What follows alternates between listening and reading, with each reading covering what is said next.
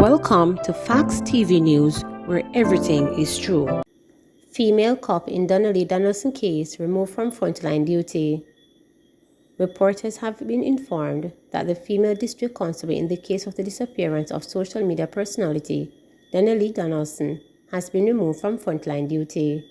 This was confirmed on Tuesday afternoon by her attorney, Oswald Senior Simit. Mr. Senior Simit said the police made the position known to his client through a correspondence sent to her on Monday. He continued to urge the police to ensure that the investigation against his client is sufficiently comprehensive and impartial. The attorney has contacted the police high command seeking protection for the district constable due to the increase in death threats against her and members of her family.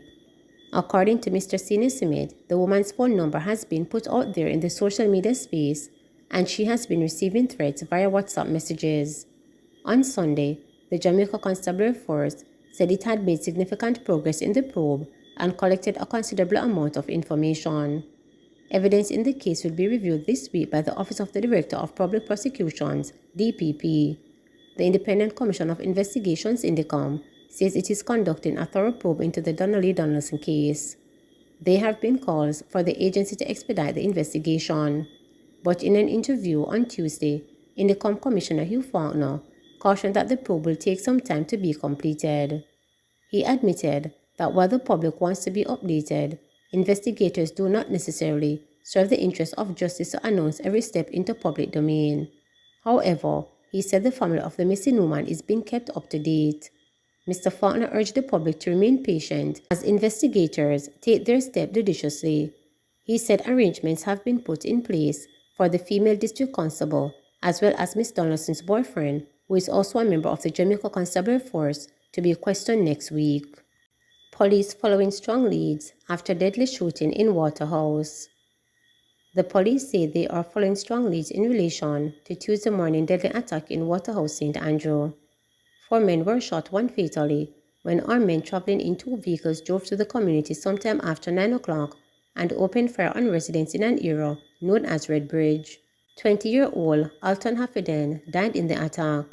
Senior Superintendent Kirk Ricketts, head of the St. Andrew Police Division, told reporters that investigators have identified suspects.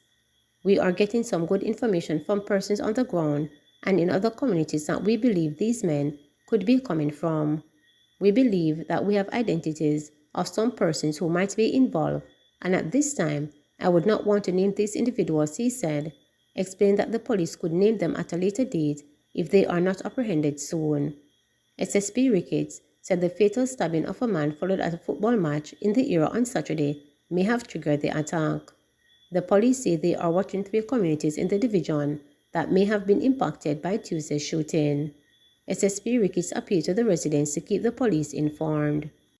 Man in JCF's Wanted Wednesdays campaign charged with murder.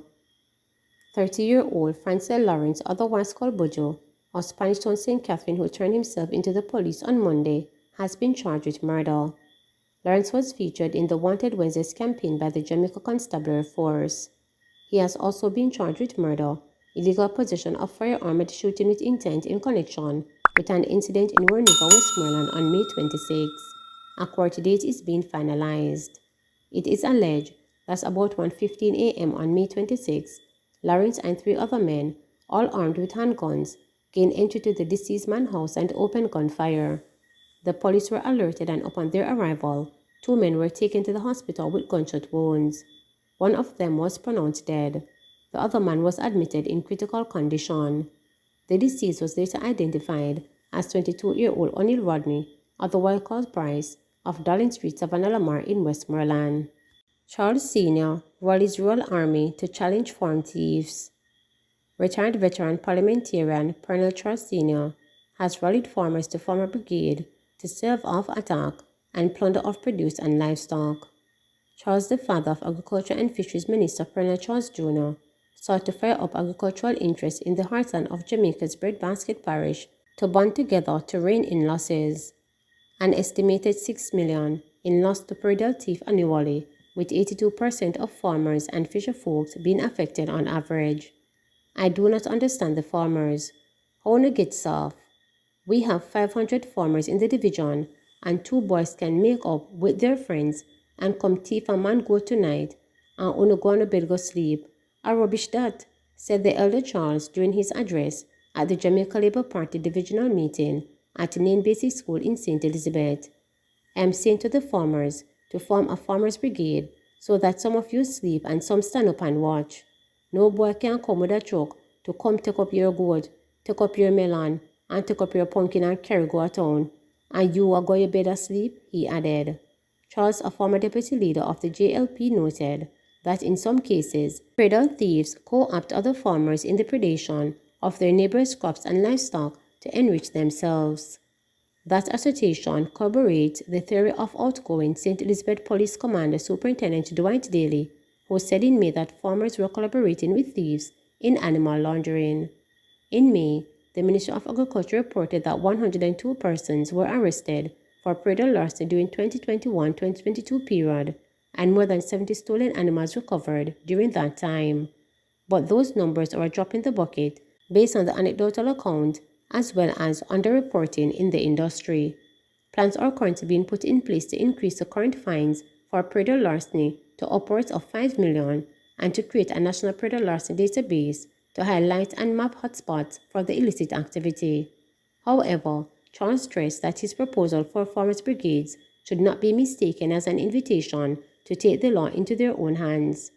Farm thieves are often confronted by proprietors and residents with deadly consequences met out to some culprits. Me nah so no must carry a cutlass, and me nah so no must carry a gun, but one thief know the farmers are out there, they will come to spur tree and then they must turn back. But they are going to continue to make the farming community suffer more than any storm, hurricane or flood if you do not stop them, Charles warned. The meeting was held in support of Delaware Hutchinson, the JLP Council caretaker for St. Elizabeth Marysville Division. According to Section 11 of the Predatory Larceny Prevention Act, any person suspected of possessing stolen produce or livestock can be fined up to $40,000 or spend 3 years in prison if he or she refuses to allow a search of his premises by the authorities. Section 14 states that a person who fails to claim ownership over the perishable goods can be fined up to $40,000 or 3 times the value of the goods, whichever amount is greater, or a prison term of up to 3 years. September wait for details on Johnson Smith financing for Commonwealth campaign. Jamaica will have to wait until September to hear details of the financing of Foreign Affairs Minister Kamina Johnson Smith's failed campaign for Commonwealth Secretary General after Prime Minister Andrew Holness missed Tuesday's deadline to respond to questions tabled by the parliamentary opposition. The questions were tabled on June 28 by MP Julian Robinson for the Prime Minister to provide answers within 21 days. During Tuesday's sitting of the House of Representatives, Mr. Robinson sought an update on the responses, noting that they are overdue and today, Tuesday, is the last sitting before the summer recess. Leader of the Government Business Edmund Bartlett responded, saying the questions will be answered at the very next sitting of the House. Mr. Robinson had asked for the total cost for Mrs. Johnson Smith campaign, airfare, accommodation, marketing and communication, and whether foreign entities helped to fund it. In addition, the Prime Minister has been asked to provide details on the costs for all persons who travel to Rwanda for the Commonwealth Head of Government meeting and how these costs were covered. More than 7,000 people recruited for national census. More than 7,000 people have been recruited for the 15th National Population and Housing Census, which is scheduled to get underway in September. The census is carried out every 10 years and should have been executed in 2021, but was pushed back by a year because of the COVID-19 pandemic. For the first time, data collection will be done using tablet computers. Following the census, the devices will be donated to the Tablets in Schools program. Finance Minister Dr. Nigel Clark told the House of Representatives on Tuesday afternoon that data security measures are in place to protect the information collected.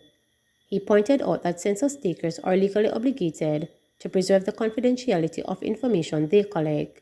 In addition, he said when the census is complete, the results will be shared in an anonymous way, since under the Statistics Act, the Statistical Institute of Jamaica SATIN is prohibited for sharing confidential information with anyone.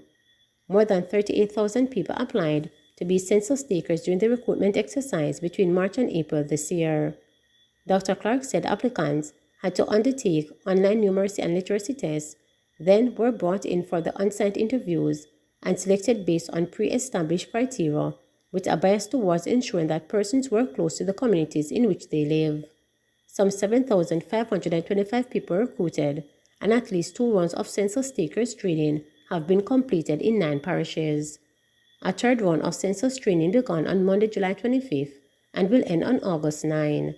Census takers are being trained in person and online. For the national census, in addition to counting people in their homes, SATIN will also be documenting people living in various institutions and those on the streets and Jamaica's quays.